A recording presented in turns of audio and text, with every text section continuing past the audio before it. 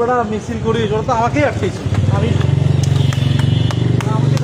মিছিল করতে নাই তো মোবাইল চেক করে দেখেন আমার তো হ্যাঁ তোর ঢাকা উদ্যান বলছিস না